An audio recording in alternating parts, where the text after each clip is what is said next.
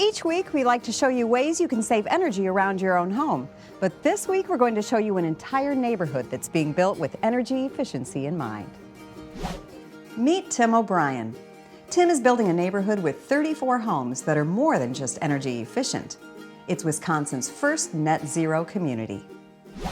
So Tim, how did you come up with this idea of creating a neighborhood that is basically energy self-sufficient?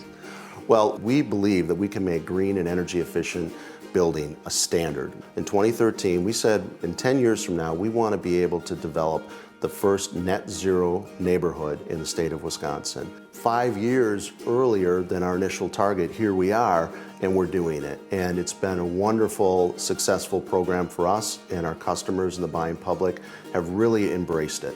Can you explain to us what that term means, net zero energy? So what we are doing in this community is we are offsetting the electricity. We've driven down the consumption in the home through a combination of products and energy efficient materials to really reduce the amount of consumption that our customers have.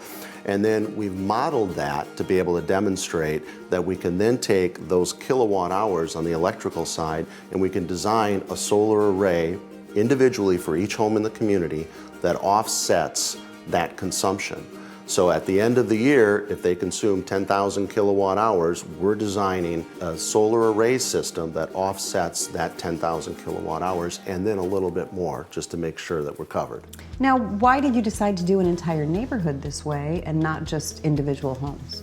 What we found in the past is when we look at it from an individual basis, there's not a great mass scaling of interest. And when we said, if you want to build in this community and build with Tim O'Brien Homes in this New Berlin neighborhood, we are going to make every home a net zero electrical energy consumption neutral. Really, once they move into the house, they start to feel the benefit. Up front, they're thinking about countertops and cabinets.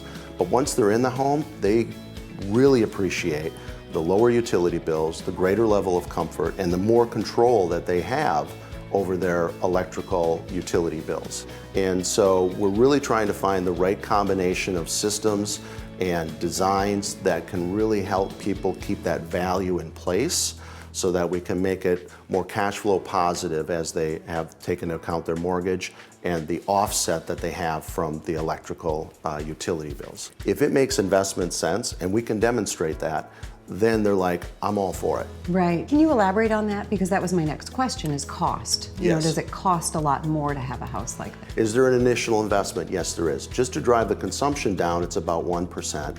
And then we have about a $20,000 to $24,000 allowance for our solar system, for which the buyer gets a rebate from the state's utility consortium and a federal tax credit. So when you take all of that into consideration, we can demonstrate the offset in that additional mortgage payment by that reduced utility cost really nets it out or creates a savings on a monthly basis. And over time. And over time. Right. Now, do you anticipate that you'll do more neighborhoods like this, or is it too early to tell? We really believe that we can make this more of a standard. We just got to continue to find the right communities with the right exposures to sunlight and in a buying demographic and a market that really will embrace this. It's an exciting concept. It really Good luck is. with it. Thank you.